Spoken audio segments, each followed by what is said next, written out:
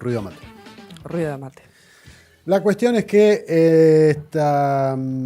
este cierre de semana, una de las cosas que se estaba esperando, lo habíamos planteado en algunas otras oportunidades, que esta semana en particular iba a ser una semana interesante para prestarle atención a lo que suceda sobre todo en la región asiática. ¿Por qué? Porque se iban a juntar, o todo estaba planificado para que suceda, la reunión que efectivamente se estaba esperando hace mucho tiempo entre el presidente norteamericano Donald Trump y su par chino Xi Jinping.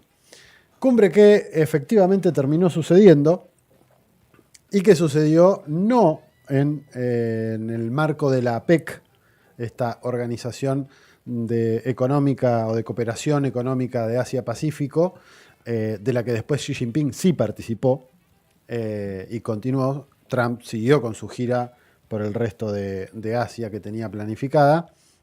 Lo cierto es que sí se estaba esperando con mucha no perspectiva, con mucha, no me sale la palabra. Entusiasmo. No, con expectativa, ahí está. Expectativa, Se estaba esperando con expectativa porque estaba de por medio la guerra arancelaria, las distintas políticas que habían implementado de un lado y del otro, y que estaba sobre todo en términos de mercados financieros, acá especulativos hablando, estaba generando una volatilidad muy grande a nivel global, cosa que habrá que ver qué sucede después de lo que acordaron. Donald Trump salió muy rápidamente a festejar y a decir, hicimos una gran reunión. De hecho, al estilo de Donald Trump, dijo, fue una reunión 12 de 10. Fue una... ¿Qué es una reunión 12 de 10? Fue una reunión bastante breve, digo, ¿no? Media hora menos de lo que estaba planificado. Claro, menos de lo que se esperaba y tampoco con demasiadas definiciones respecto... Bueno, nunca tenemos demasiadas definiciones respecto a lo que va a suceder, ¿no? Pero más allá de esta tregua arancelaria, entre comillas, muy grandes, porque bueno, después la realidad es que lo que se acuerda en una mesa, Estados Unidos siempre ha tenido la capacidad de deshacerlo a las pocas horas, así que habrá que ver cómo avanza, pero bueno, no hubo mucho más. En el medio, digo, también... se esperaba, digo, había bastante expectativa porque Trump había estado antes en Malasia, en realidad, participando de otra cumbre, la cumbre de la Asociación de Naciones del Sudeste Asiático, que se celebraba en Kuala Lumpur.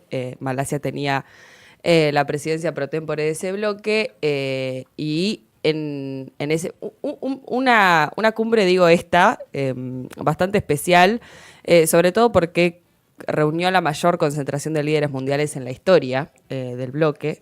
Participa Donald Trump y además hablemos, ¿no?, de una región, el sudeste asiático, muy podemos decir turbulenta, ¿no? Rivalidades entre grandes potencias, ¿no?, en un momento de bastante incertidumbre global.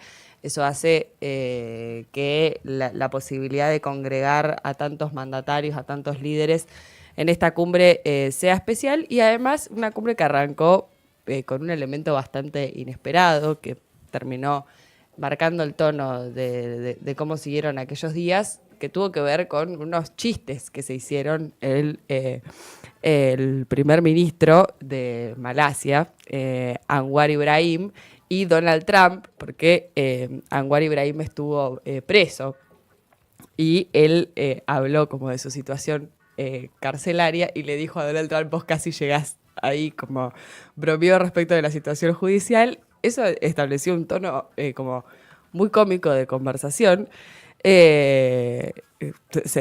Trump se rió del chiste que le estaba haciendo el primer ministro de Malasia, así que ese momento terminó siendo un catalizador para generar quizás un ambiente de concentración. Y en el medio, digo, algunos funcionarios de Estados Unidos y China, mientras Trump estaba teniendo también o participando de esta cumbre, bueno, ya preparando lo que iba a ser el encuentro del día jueves entre Xi Jinping y el máximo mandatario de los Estados Unidos.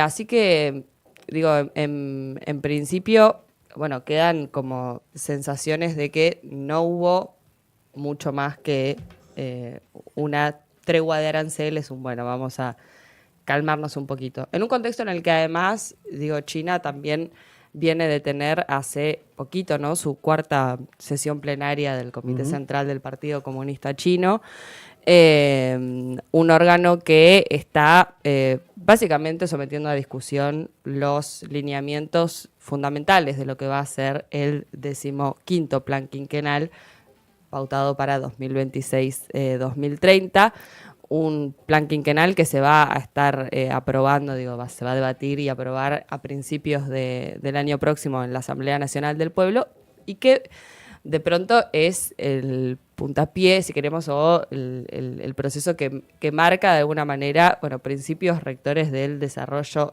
económico, social y tecnológico, que de pronto no es solo de China, ¿no?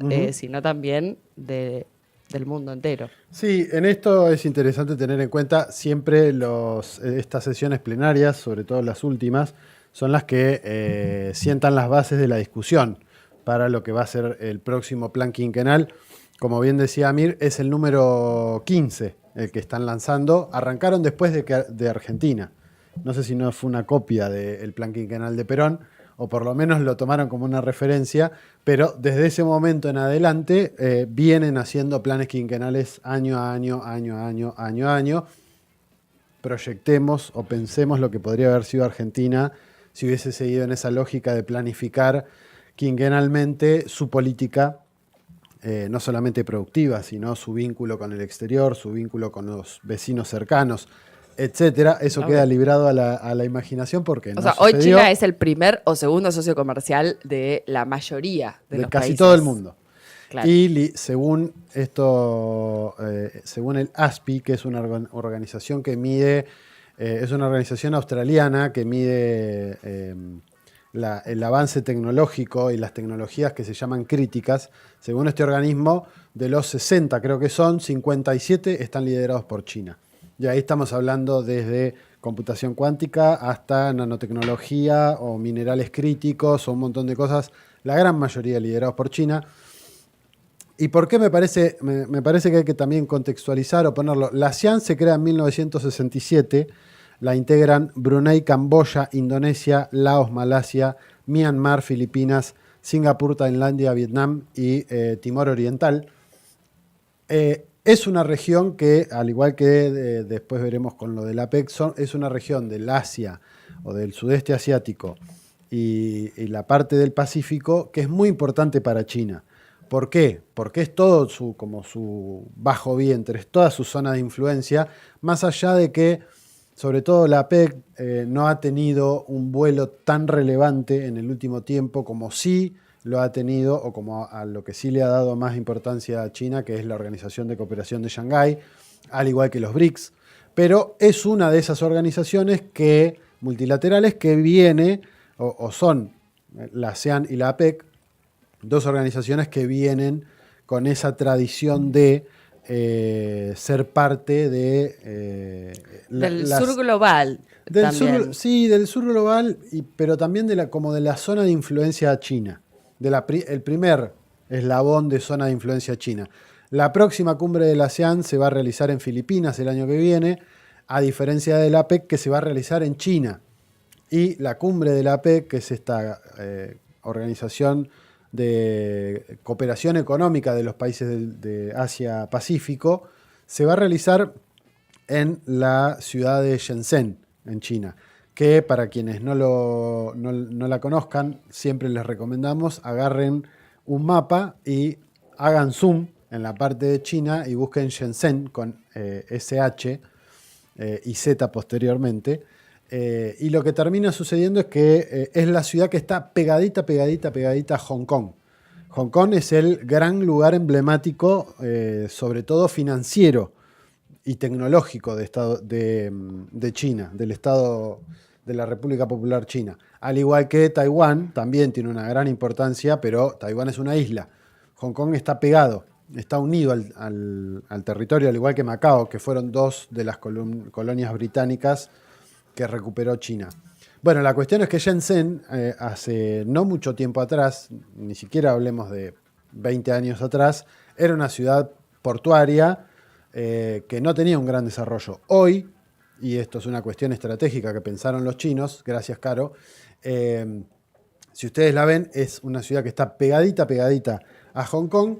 Eso que se ve como un islote de Hong Kong, lo que está por la parte de arriba es Shenzhen. Esa ciudad se convirtió en una ciudad modelo en términos de tecnología y desarrollo, sobre todo en desarrollo tecnológico. Es como el gran polo tecnológico o uno de los grandes polos tecnológicos de China. Y no es casual que esté al lado de Hong Kong. Todo eso está planificado, todo eso es parte de cómo se planifican estos planes quinquenales y todo eso es parte también de, acá hago una referencia, cada vez que se organiza una gira, un presidente organiza una gira por determinados países o por determinadas regiones del país, o cuando, por ejemplo, elige una ciudad como esta para hacer una cumbre determinada a nivel internacional, son mensajes.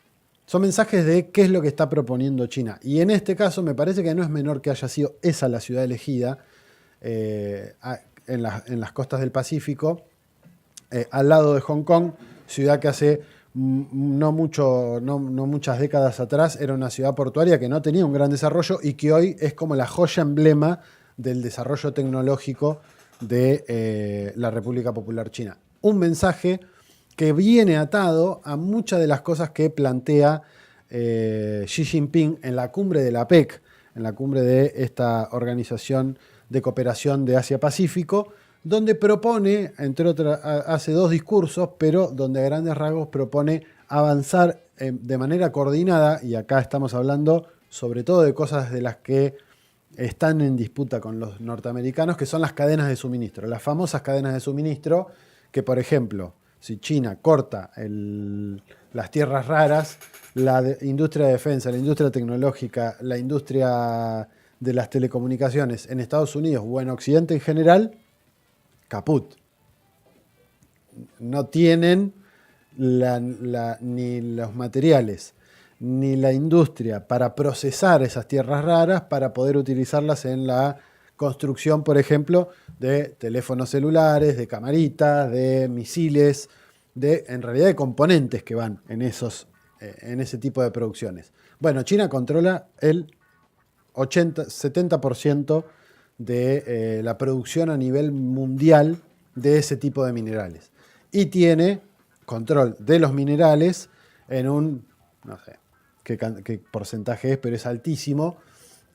Y si sumamos a Vietnam, entre los BRICS o los iniciales de los BRICS y Vietnam, controlan casi el 85% de los minerales, ahí sí, no de la producción, sino de los minerales de tierras raras, con lo cual es una de las cosas también que llevó a que se dé la cumbre entre Donald Trump y Xi Jinping en el marco de esta reunión que se iba a dar, de la cual Trump no participó posteriormente, sí lo hizo Xi Jinping, esta cumbre entre los países, de la cooperación entre países del sudeste asiático. Sí, yo creo que hay más preocupación por parte de Trump que de otra cosa, ¿no? Cuando hablamos de todo lo que ha conseguido China en los últimos años, incluso digo, si pensamos en el éxito del 14º plan quinquenal, entendiendo que abarcó los años 2021 y 2025, años, ¿no? En el medio pandemia del COVID, ¿no? Con una paralización prácticamente de la economía mundial, un aumento de las tensiones geopolíticas. Digo, en los últimos años hemos asistido a una cantidad de eventos, de guerras, de tensiones entre países, que aparte digo, tensiones que particularmente tuvieron impacto, ¿no? En las cadenas de suministro alimenticias y energéticas, de las cuales China es diría peligrosamente dependiente en cierta medida. Y después las repercusiones de esta guerra comercial no impulsada por la administración de Trump, que no solo es una guerra de le pongo aranceles a China, ¿no? Es la amenaza, es el bloqueo y son las sanciones contra países con crecientes relaciones con China. Me parece que hay, por supuesto, en ese sentido, digo, cuando pensamos en cómo ese debate de los próximos 5 años en China no solo va a moldear la trayectoria interna del país, sino también, bueno, ¿no? el impacto significativo que va a tener en la economía y en la política mundial, ¿no? Me parece una preocupación, por supuesto, esperanzas para lo que denominamos sur global y, por supuesto, bastante preocupación para los amigos para del Occidente. norte. Sí, de esto en realidad la reunión entre Donald Trump y Xi Jinping termina poniendo una especie de pausa. En esto el otro día, en estos días escuchaba algunos análisis respecto de cuál había sido el resultado de la reunión que tuvieron. Si bien no hay una firma todavía concreta de un acuerdo comercial, hay que tener en cuenta que lo que se acordó, por lo menos ahora, es poner en pausa durante un año los aranceles del 25% más el 10% que había puesto después Donald Trump, el equivalente que había puesto China sobre importaciones norteamericanas. La cuestión de los puertos, hay algunas cosas que tienen que ver con los aranceles a los puertos que seguramente recordarán, Estados Unidos había puesto un arancel extra para todo barco que llegara a puerto norteamericano que fuese de bandera china. Bueno, eso también se pondría en pausa durante un año. Como contraparte, China pone durante un año en stand-by esos controles sobre la exportación de tierras raras y de productos o de imanes que utilicen tierras raras, que son estos de los que veníamos hablando, que es lo que realmente le preocupaba al gobierno norteamericano y es lo que plantó de tú a tú, como se diría, a Xi Jinping y a Donald Trump. Ese hecho, el de las tierras raras, pone de alguna manera a Estados Unidos de par a par con Xi Jinping, con la República Popular China. Y esto me parece que es importante tenerlo en cuenta porque si bien no participó de la reunión, de este encuentro bilateral entre estos dos mandatarios, hay que hablar también de lo que pasaba 1 o 2 días antes, que era la presentación de 2 misiles, en realidad de un torpedo submarino, el Poseidón, y de un misil de propulsión nuclear, el Burevestnik, presentados por el presidente Vladimir Putin, que son 2 armas, 2 nuevos sistemas, o 2 nuevas armas, le diríamos, pero son parte del sistema de defensa ruso, que, por ejemplo, pueden burlar estos misiles que presentaron, podrían burlar, son misiles no me sale la palabra.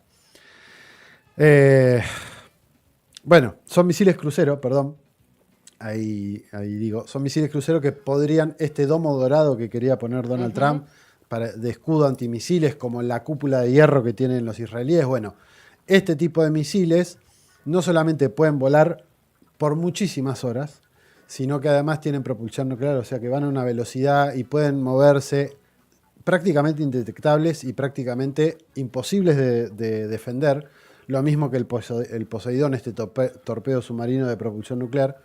2 elementos que dan cuenta que la capacidad militar de Rusia creció a un nivel que ninguna potencia occidental, ni siquiera Estados Unidos, podría defenderse ante un ataque de esa magnitud o con ese tipo de armamento. Esto desencadenó que días antes de la reunión Donald Trump dijera o pidiera que se vuelvan a hacer las pruebas nucleares del armamento norteamericano. Todo eso se da en el marco previo a la reunión entre Xi Jinping y Donald Trump. Todo eso habla de que lo que está viendo es un tridente en la toma de decisiones, o que son estos 3 grandes actores los que están determinando o están viendo cómo acomodarse para delinear lo que va a ser la política que se venga fuera del orden unipolar y ya una decisión que tiene que pasar por 3 ejes. Y lo que está sucediendo en el Mar Caribe, digo, que vamos a profundizar en la hora siguiente, nos entusiasmen, también tiene que ver con esa preocupación de Estados Unidos por, bueno, ¿no?, la potencia militar de Rusia y por la potencia, bueno, comercial y tecnológica que está teniendo China, sin dudas. Y en ese sentido, digo, hubo otra cumbre en este marco. En este marco, que sirve también para ya meternos en lo que sigue en esta hora de programa, que fue el encuentro entre Donald Trump y Luis Ignacio Lula da Silva. ¿No? Un encuentro, bueno, a ver, podríamos decir que algunos medios o toda la prensa convencional habló de una hazaña impensada, ¿no? El encuentro entre estos dos mandatarios después de, bueno, las bravuconadas, ¿no?, entre uno y otro, los aranceles. Lo escuchamos a Lula aquí en este mismo programa decirle: Trump, ¿quién carajo sos? ¿Qué te pensás que venís a hacer? Guacho, acá en mi país no te metés, más o menos le había dicho así en alguna conferencia. Bueno, entonces todo el mundo tituló que este encuentro era impensado. Pero pues no, mi ciela. Yo creo que Lula, y acá voy a no bardearlo, ¿no? Digo, no me parece un espectáculo mostrarse tan sonriente con el señor Donald Trump, pero sabemos que Lula es un hábil gestor, maniobrador político. No por nada, con la edad que tiene, es presidente de el mayor país de nuestra región. Pero bueno, un Trump que después del encuentro tuitea o publica: es un gran honor estar con el presidente de Brasil, siempre hemos tenido una buena relación, la seguiremos teniendo. Bueno, la realidad es que Lula vuelve a hacer noticia como el hábil estadista que es, en un contexto que combina además, porque me parece que el hecho de mostrarse Lula con Donald Trump también habla de un debilitamiento del bolsonarismo, ¿no? Donald Trump es Bolsonaro, Bolsonaro siempre fue apañado por la administración Donald Trump. Bolsonaro llega a Brasil de la mano de Donald Trump, y en ese sentido que Lula aparezca, ¿no?, como gesto, dándole la mano, sonriendo, me parece que también habla de un debilitamiento interno del bolsonarismo que es muy favorable en este contexto para la imagen incluso de Lula en el Brasil. No se muevan porque va relacionado con esto que estamos hablando, lo que vamos a analizar a continuación. Escuchamos algo de